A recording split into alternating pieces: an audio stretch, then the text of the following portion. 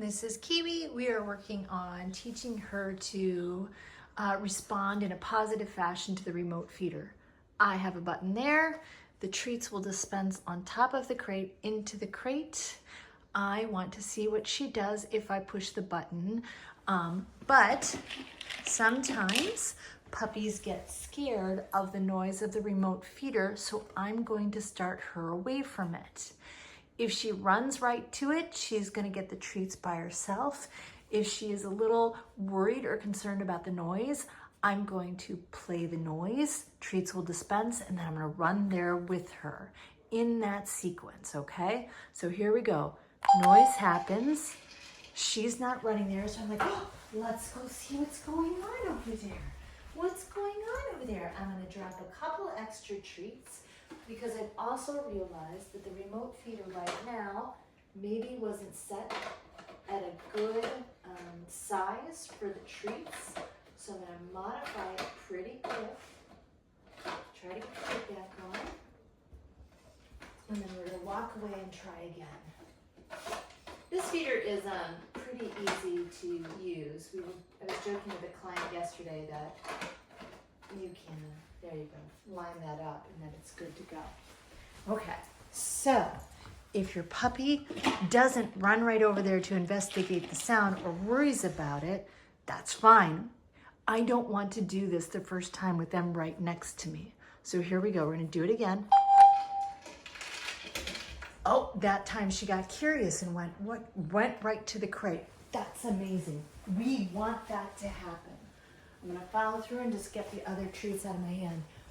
I want you to know that this can take you 2 or 3 sessions of pushing the button, running over there with your puppy and dropping a couple extra really great treats in, because some pups are really worried about that noise, but a lot of pups have also been trained to be with us, to get the treats from us. They don't understand that this noise means go over there and get good things. She's got it down pat. This is what I want to see. So it is okay if you help your puppy out. Now there's a couple other pieces I want to talk about. One is if we push the button, our puppy goes there and we can make decisions. Do we want to close the crate door? And then I can reinforce my puppy for staying in there. Oh my God, I love that you stay in there. This might be super helpful if you are eating dinner, if you had company over, if your puppy was super excited or super worried about visitors. This is a way I'm going to practice when I'm eating dinner. I love it when you just hang out in your crate and you're very chill. Hey Kiwi, I think you've officially gotten too big for that crate. Maybe a little bigger than I want. Okay, option B. So, she is running in there when the noise happens. Now she's like, why would I come out? That's actually a really great choice, friend. I really like that. Because ultimately, I want to build up the skill of sending my dog to the spot and they can just hang out and stay. And I like being able to reward them from a distance. We spend so much time teaching puppies, come to us, get a treat, come to us, get play, come to us, get pets, come to us, do all those things, that we really need to think about sending them away and rewarding them. And this is a great way to do it, especially if you are eating, if you are cooking, if you have company over, if you want to be 100% consistent across family members. Now let's talk about one of the other pieces we need to build in. There's a knock at the door. Then I push the button. She's going to her crate. Now I'm going to make decisions. Do I need to shut the crate door? Maybe. Thank you for being in there.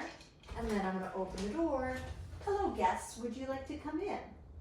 Or not.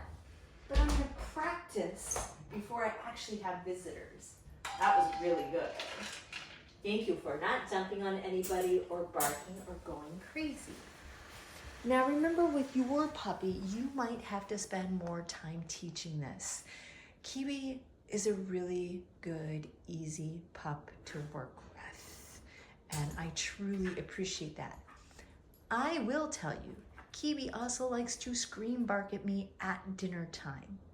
So we got the remote feeder so that I can start saying, I really love it when you're chill and hanging out in there.